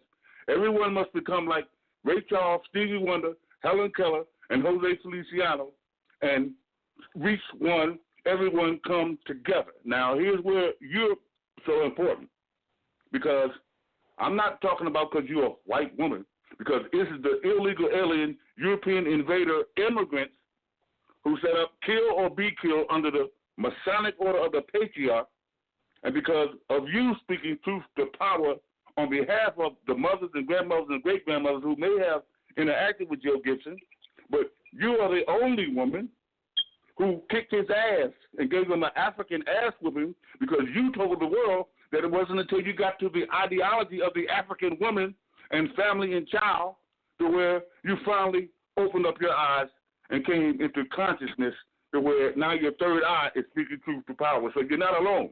But my final analysis is to this. The ox is kicking the cross in the ass, dear mother. Now, the cross said, in hoc signo vince, came from the Roman Catholic Church to the Storefront Baptist Church. But when you look today, all in social media, Twitter, Instagram, YouTube, Facebook, and even Blog Talk Radio, the ox, the symbol of fertility, the symbol of life, the symbol of the goddess, the creation, now the world is remembering what they forgot, what they refused to recognize. The cross is a symbol of death, war, rape, and destruction under the Masonic order of the patriarch. The ox. But you have to remember, when you mention the social media, you have to remember you are using words carelessly. They are the anti-social media. And that's the reason they are where they are, is because they are anti a society that says freedom for all, not just for white folks. I'm not going to put it in semantics, but if we go through the FCC, radio and TV, BET, Fox, Hannity, and Combs, MSNBC, you will never hear a discussion about the matriarch or the ox, only in social media. So social media is the needle in the haystack. Radio and TV, television, religion, and library. For instance, like you said, children can take this phone and read every book in the library. So it's about prioritizing what the focus is, because they all got them gadgets, gizmos, and widgets, and all these laptops, all these notebooks. So there's books all on the phones. We have to reprioritize what is it that we are engaging in. And I'm saying that the matriarch and the total recall, because the mothers all over the planet are witnessing their families being destroyed because of the tyrants. There are white men and black men. No one is inseparable to the truth. And the truth of the matter is that Mother Earth yields all of the abundance of everything. And like you said, the destruction is in the local, county, city, state, federal municipalities, but it comes from an international cartel of capitalism based on imperialism. And so, okay, we can't solve all those problems right now, but we can solve one of the problems, which is, if you really believe that there's more than one race, get real. If you really believe that whiteness equals brightness and rightness, you need to remember that white also rhymes with fight and flight and fright. And you need to remember that there's no such... I want to let 201 know you're next, 201, after MandelaCon here. Because we got a bunch of people on the call line. I just want to be polite to the people that are listening here. So we got other callers here, MandelaCon, so go ahead, please. Okay, let me, 30 seconds, Queen Mother, let me say this to you. There's nothing new under the sun. There's nothing that can stop something whose time has come. We are in the right place at the right time, in the right reason for the right season. And what is the right reason? Is that the upside down world, because there is no right side up until the mothers, grandmothers, and great-grandmothers recognize that from Mother Universe to Mother Universe to Mother Uni, Mother Yani, to Mother Earth, Mother Nature, it's not nice to fool with Mother Nature, and it's not only over until the fat lady sings.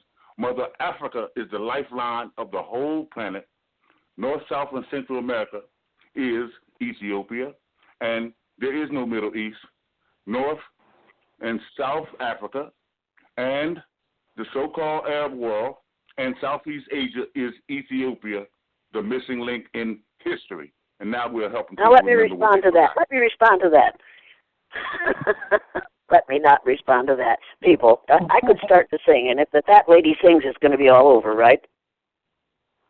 No. She comes back to power. Sing it, Jane. She comes back to power. I don't really... I'd rather have somebody ask a question than give a speech. Well, there you go. I yield. I submit. I rest her case.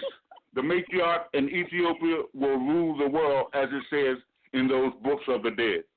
In your well, the matriarch on this show is me, and I'm ruling this show because I've got to go pretty soon. I've got 5 more minutes. Do you have a question? The guest said she doesn't want to hear speeches, so I got to respect the guest here. And I know that you have good thoughts, and they're all wonderful, but the things that you're saying are excellent, but until people realize when white women walk down the street and see 3 young black men coming toward them, when they are able to say, those are 3 of my cousins, aren't they wonderful? Instead of, they're the thugs, and get over against the side of the building and stand there and pretend to look in the window so that they don't have to look at those 3 black men coming toward them.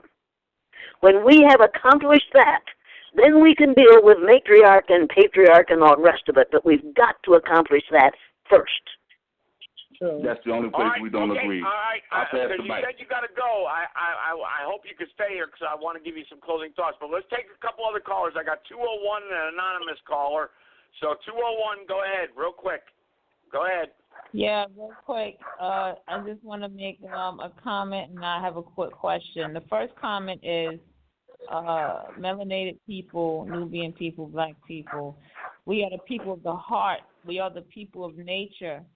That's what we are. That's who we are. Therefore, when you say the blacker the berry, the sweeter the juice, it's talking about nature. It's talking about in nature. Anybody out there who's a farmer or who has their own garden can tell you that the blacker the berry, the sweeter the juice. All right. Now, my question to the guest is more like wanting to know what you think about this.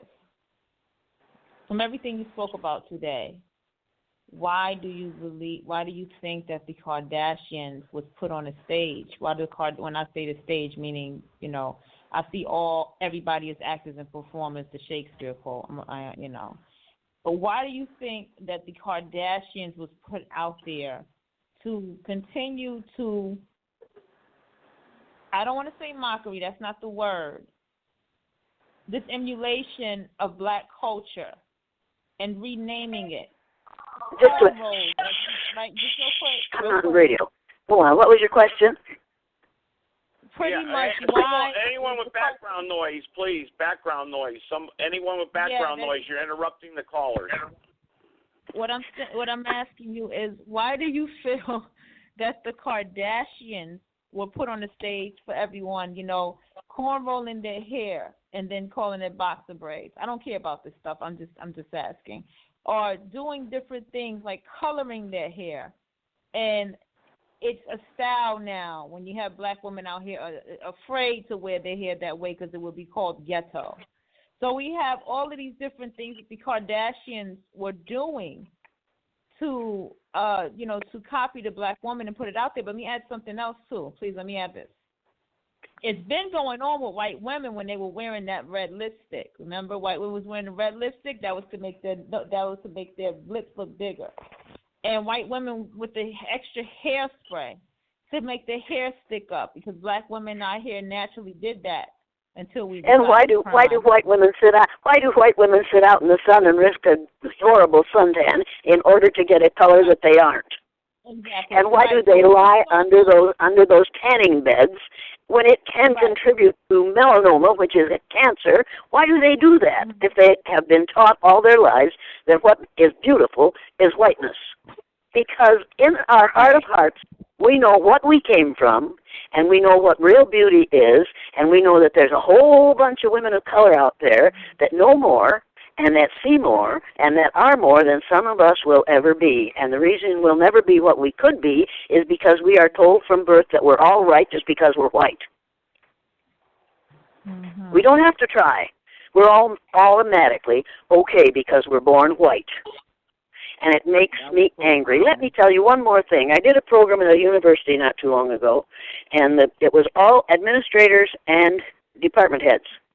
And when they introduced me, somebody said immediately, why are we talking about differences? Similarities are more important than differences. I said, let me tell you, let me show you why we're talking about differences here. So I asked a tall white male to come up and stand on my left, and an even taller black female to come up and stand on my right. And I said to that group, to find out whether they've flunked the test, how many of you see any differences here? They all raised their hand. I said, what's the first difference you notice? What did they say? They said height. And I said, you just flunked the test. You're all educators, and you just flunked the test. Because what you saw first wasn't white, because these two are practically the same height. You know what you saw first, but you don't want to admit it. We went through height. His height gave him power. We went through gender. His gender gives him power. We went through age. His age gives him power. And each time I'd turn to the black woman and say, and does your height, and she'd say, there are other issues to deal with. And I said, we'll deal with them eventually. Finally, after we'd gone through all those others, somebody said, color. I said, thank you very much. That's the first time anybody's ever said color. Usually they say race. Now, are you talking about skin color or hair color? And they said, skin color. And I said to this white male, is your skin color important to you? And he said, I never have to think of it. You want to know about white privilege? There it is. I never have to think of it. I said, did you earn it? No. Is it an award? No. Is it a physical characteristic over which you have no control? Yes. Does your skin color give you power? Yes. You're a pretty strong man. I'm strong. I'm not afraid of anything. And I turned to that black woman and I said, now, he's a strong man. He isn't afraid of anything. On the other hand, sometimes does it take courage for you to get out of bed in the morning? And I will never forget this as long as I live. She paused for a long moment, and then this tall, beautiful, black woman said, I'm going to say something now that I've never said before because I'm ashamed of it. And I said, and that would be, she said, I have 2 children. They're both daughters. Both times when I was pregnant, I prayed that I wouldn't have a son. And I said, and that's because? She said, because I didn't want to think of what he'd have to go through, and I didn't want to think about what I'd have to go through when I lost him. Now, think about that. True. No, that's true. That's true. When I had my first black son, when I was pregnant with him, I was terrified. I really had those things on my mind. That's very true. Right. And for a white woman, the greatest thing she can do is have a child to carry on the family name. Have a male to carry on the family name. But for a black woman, you better not have a son because you don't want to think of what he's going to have to go through and what you're going to have to go through when. She didn't say if I lost him. She said when I lost him. And there was one tear slowly coursing its way down the left side of that beautiful black woman's face. You could have heard a feather fall in that audience. She taught us more in a few seconds than I could teach them in 3 hours because they couldn't deny what she was saying or what she had experienced and what she will always experience and what her daughters will experience when they decide to have a child. Yeah. And on that happy note, I'm going to hang up because my daughter is here with her 3 dogs. Okay. Well.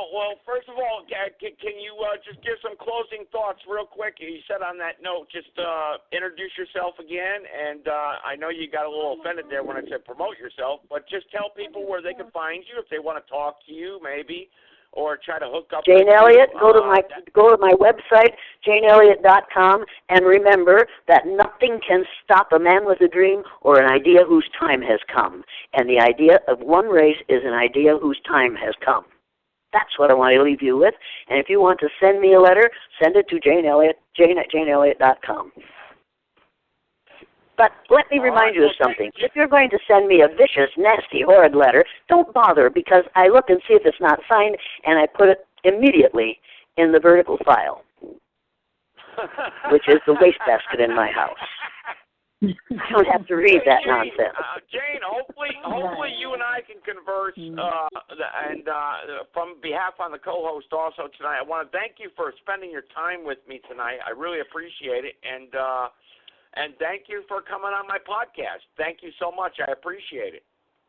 Well, thank you for inviting me. I appreciate that. And everybody, and this is what I do when I'm on a college campus. Every person in this audience is a cousin of every other person in this audience. So if you're with a group or if you're with a neighbor or if you're wherever you are, turn to the person beside you and say, hello, cousin. Stick out your hand and shake his hand. Hello, cousin, because that's what we all are. So goodbye, cousins. Thank you for calling. All right? All right, take care, Jane. Thank you. Okay, bye now. All right, we got an anonymous caller here who might want to speak. Jane is leaving us. Jane dropped. That was the guest, Jane Elliot. Thank you so much for joining us on understanding the times in which we live in today. Now we'll open up the phone lines to some other people, and maybe we'll have a little conversation here. We got a little time left. And then, let's see here. I still got Archiveda on the phone line. I still got Mandela-Con. Let's take a couple other callers here. There was a bunch of people I had to, block. My co-host doesn't see the junk that I get, actually. But I think I did hey, look, did I not do a good job trying to screen some of these jerks? Come on now. Because you know my show, I get a lot of them. And Mandela-Con knows that. He's been doing this a long time with me. He knows I get those usual suspects. Right, Mandela-Con? I did a good job screening the calls, didn't I? Can I get a pat on the back here tonight, Mandela-Con? Can we agree on that, brother? Can we? Yes, you became the usual suspect. I detained them. All right, let's go to an anonymous caller that's been waiting 30 minutes. Oh, we'll see. And you know what? We're not going to take away from the positivity of this show here tonight.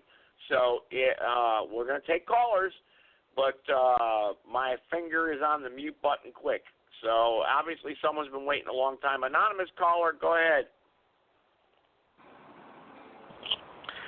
Yes, Jane, come back, Jane. Jane, don't go, Jane. But all right, well, Jane's gone, so you've got a comment here to make on tonight's podcast. Do you have a comment to make? Yeah, that's what I'm doing. And I just want to thank everybody for coming out and bringing their... I'm trying to talk, Joe. I'm sorry you keep jumping in and you're not hearing me. I guess I don't know what's going on. It's called lag. On the internet, when you do a podcast show, it's called lag. You usually get about a second and a half of lag time. So sometimes you talk over each other by accident. It's called lag, by the way. But go ahead. I'm going to give you the floor here as long as you talk politely to the platform here tonight. Go ahead. I'm going to shut up now. 1 second. You're on. Oh, I thank you so very much. I just started talking as soon as the system said unmuted. But I like everybody and I respect everybody because whether they agree with me or not, I have to learn from them in order to make informed decisions. And I was hoping I would get to chat with Jane because I wanted to ask her, in the light of the circumstance that our country is founded on freedom and we have the Declaration of Independence, we mutually agree to, pledge our lives, our fortunes, our sacred honor to hold up the tenets and principles and the precepts of freedom for each and every person. In the light of the circumstance of the situation with the rule of man deceitfully masquerading under the color of law, then I want to know what she thought about my proposal to at least get this thing started. We, each and every legal United States citizen, have a line item veto power, every legal United States citizen, so that way if any bills come to the floor that are about to limit your ability to pursue your pursuit of happiness, or it was going to allow somebody else to steal from you or to, encumber you and obligate you against your will, then you could use your line item veto power as often as you wish in order to make sure that you are not being disenfranchised and that others do not have the means to use the government as a weapon to disenfranchise you. So I wanted to get a little feedback from her, but I'll leave it to that. Thank you so much for what you're doing, Joe, and thanks everybody for showing up. You have a great week. Happy Independence Day, belated. All right, well, thank you so much. I appreciate it. That was a good call. I mean, hey, you made your point, and that's great. And that's what this show is all about. If people can call into this podcast and make points just like you did, that's great. That's fine. And if you want to have a discussion, that's great. That's what this show is building upon. And I think we've started a new beginning here with my co-host and my usual callers here and my supporters that have been listening now for a while, people that I speak to privately on the phone, through social media. That's what we're trying to do here. This isn't entertainment. We're talking about serious stuff here. I mean, this isn't a joke. It really isn't. So I want to thank you for that call. Thank you, anonymous caller. I appreciate it. That was very kind of you to make your point, and that's awesome. And we'll comment on that in the future. Excuse me. So I'm going to move to the next caller, private caller. I got a few here, and then I'm going to give some closing thoughts to Arshiveda Mandela Khan and my co-host, of course. I'll let her wrap up the podcast here. So let's take a couple more callers, time permitting, of course. So private caller, and remember, my finger is on the mute button quick. We're not going to tolerate this nonsense anymore. We're going to move forward with this podcast, understanding the times in which we live in today. And we may not always all agree together, but you know what? We can talk with each other, and I think that's what Jane did do on this podcast. Got a little rowdy there in the beginning, kind of disagreed with me on a few things, but my co-host kind of said, told me privately that she kind of reminds her of me. So I think we probably could have gotten into a deeper discussion, but hey, it all worked out well. It all worked out well in the end, and that was pretty good of Jane coming on. Jane Elliot, look her up. We'll post the links, her background information to the show on my Facebook and my Twitter feed, and we'll promote the show link. So anyway, private caller, go ahead. You're unmuted. Go ahead. Hey, Joe, how you doing? Just called. You had a really good show.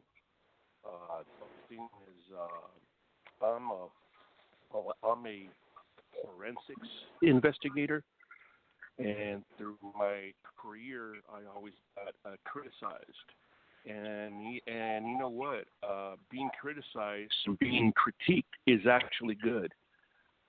So when people start to critique you, take that as a good call, because you might there's some things that you might say, oh wow, I do need to do this, I do need to do that, and that's all I gotta say.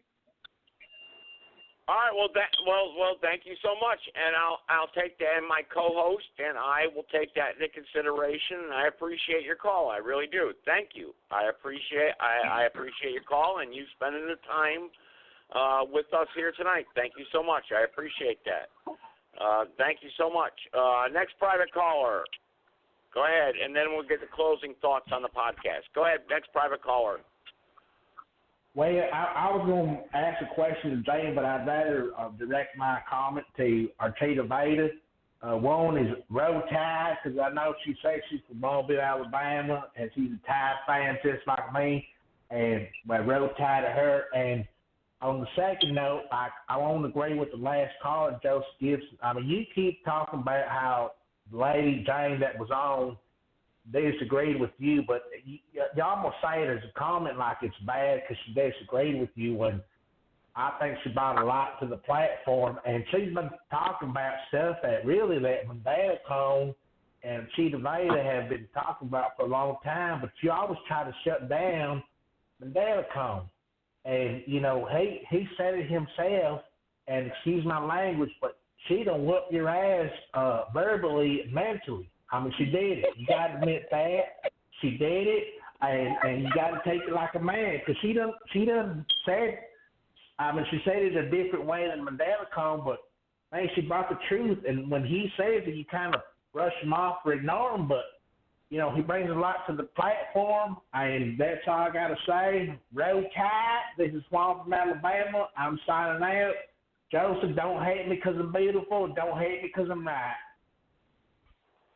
All right. Well, thank you, sir. Thank you so much. I appreciate your comment. I do.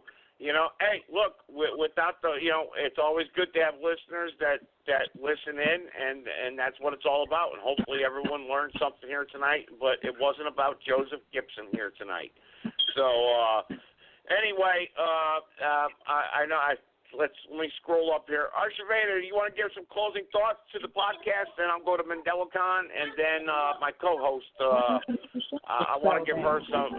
She's the co-host, so maybe you got some advice for her, or whatnot, or let's not attack each other, but let's end the show on a positive note. So go ahead, Archivada. Go ahead. You're first. I appreciate it, Joe, and I like to address everything in a positive manner, on a positive note, and always leave a situation on a positive note. So I just want to say that it was very interesting and very informative, this show, and I've been a personal fan of Ms. Jane Elliot for several years now. I watch her, I listen to her and her concepts, and I understand where she's coming from. Excuse me. As far as what we're speaking on, we speak on this all the time, and we know, and it's becoming more and more evident the more we have women of different cultural backgrounds, different walks of life come onto the show and speak, that we're not all going to look the same. We're not all going to sound the same. But the fact of the matter is we need to be speaking in love, not hate. We need to be embracing each other and encouraging each other and empowering one another, not tearing each other down. And this is how we're going to overcome where we are. So I just want to say it was a great show. It was very informative. I don't have any advice to give to anyone. I just want to say, let's go ahead and continue in the movement and going towards live and let live in one love. And so we can all sound off in harmony in one voice. And so we can all know that we are daughters of the matriarch and we are rising. Thank you, Joe. All right, thank you so much. I'll mute you. Hopefully you listen to everyone else here as they wrap up the podcast. MandelaCon, go ahead. I'm going to give you 4 minutes. I know you got a lot to say, as always. So MandelaCon, then my co-host, I'm going to let her wrap up the podcast actually here. She's been pretty quiet, so I'm sure she's got a lot to say. But I thank her for bringing Jane onto the program. It was informative. So MandelaCon, go ahead. The floor is yours. I won't interrupt you. I promise I won't. From coast to coast, we are on course. Nothing happens before it's time. And tonight's testimony from Jane Elliot gave validation, affirmation, and confirmation to the Ethiopian Empire and Class Action 567. The only race is for freedom, justice, and total independence. And a European woman put that forth. And that's extraordinary in Joe Gibson's understanding the times in which we live in today. And, of course, she comes out of the orientation of the Masonic Order of the Patriarch, white power, the Bible, the orientation of Father, Son, and Holy Ghost. So what she heard was something to help her. Not only her remember what she forgot, but even what she didn't want to recognize at that time. And her being deputized was not a physical deputation. It was a mental deputation on a woman who took control of understanding the times in which we live by saying that I don't agree with Joe Gibson and nothing he's saying, right? And she said it with power, conviction, and authority. And put it into perspective that will let you know that we have to have a change of heart and choose a new way of life. For 3 years and over that, 7 years from Talk Real Shitty with Tyrone Pinocchio Thompson of the Red, White, and Blue, Joe Gibson represents the Confederate flag, but the Ethiopian matriarch in the Total Recall represents the red, black, and green, and we've surrounded it with gold to bring in the gold standard of the Total Recall of the matriarch. Now, that's some new information to add to what you've already heard on behalf of the Committee of One that represents the Committee of the Whole. Class, not race, gives the people the duty, not a right, because you don't have a right until we use the exigency to seize control of all capitals in this country where injustice is.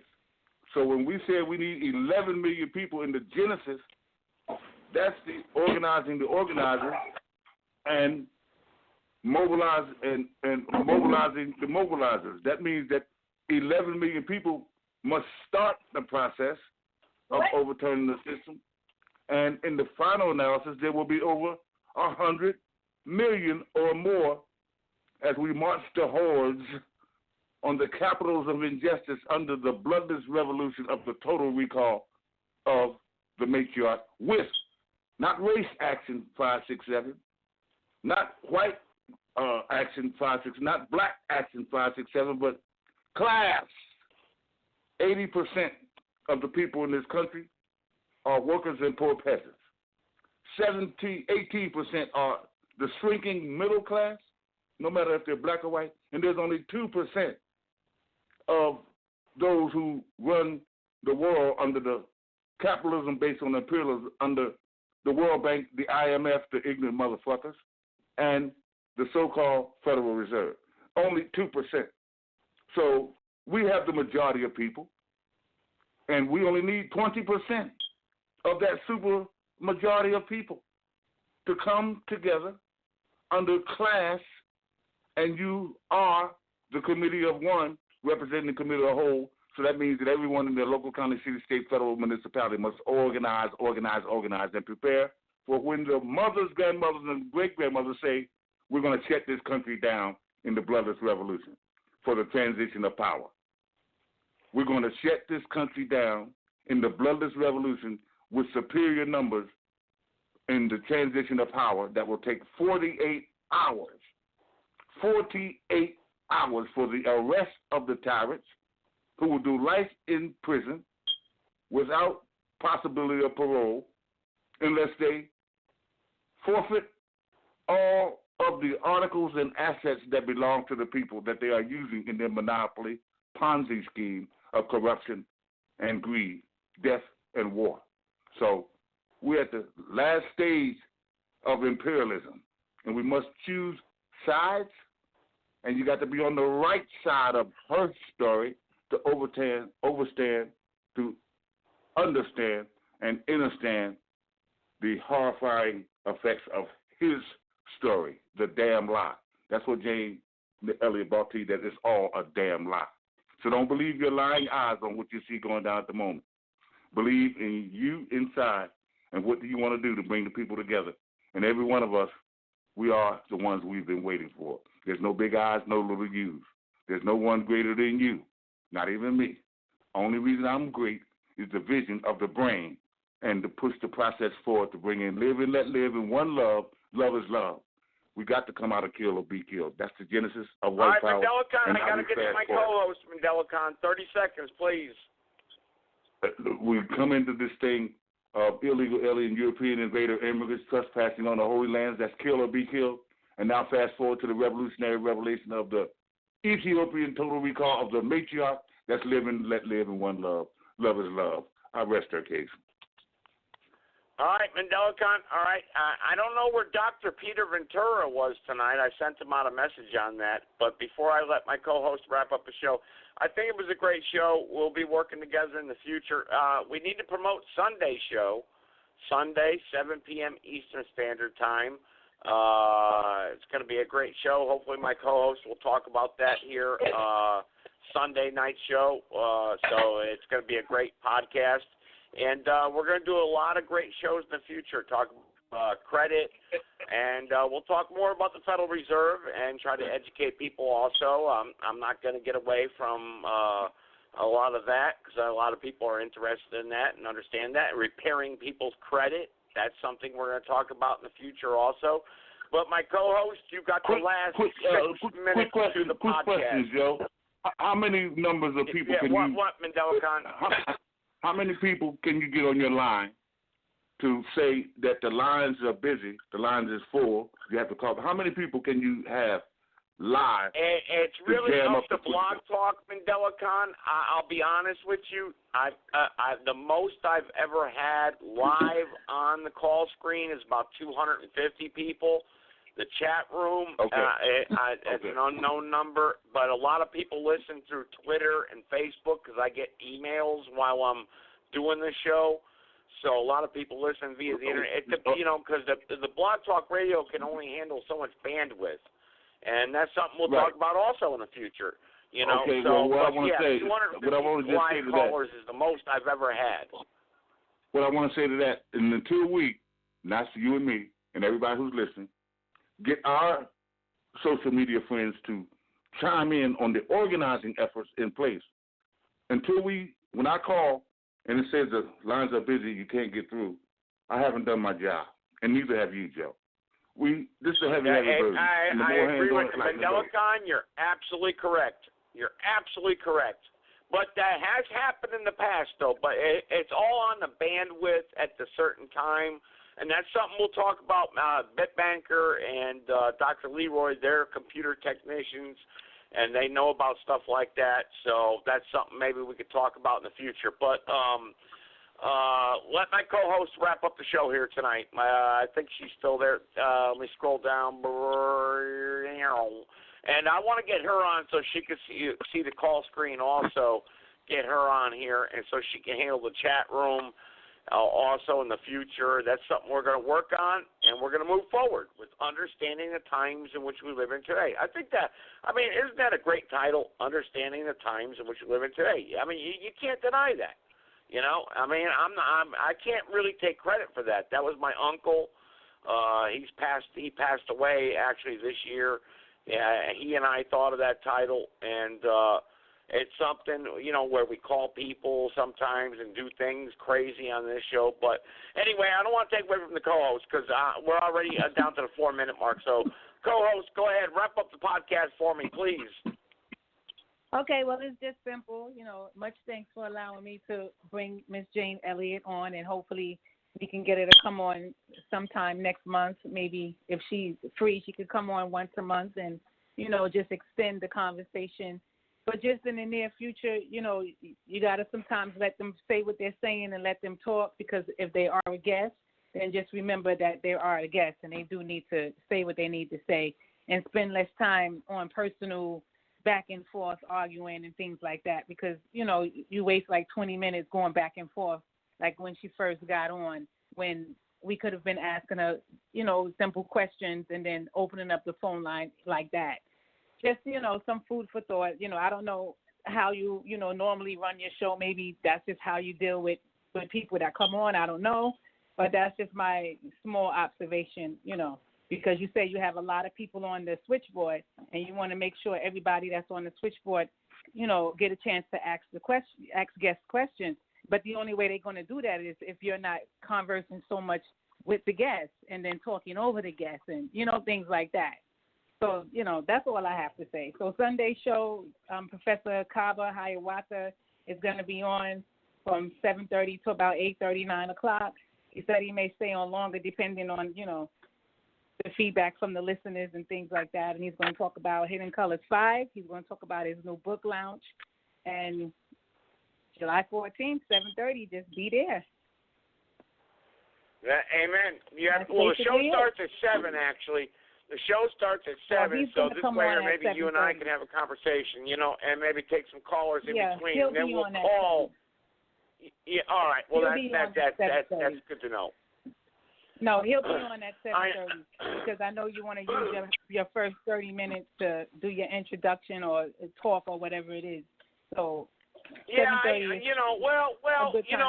you as a co-host also, I'd like you to do an intro also.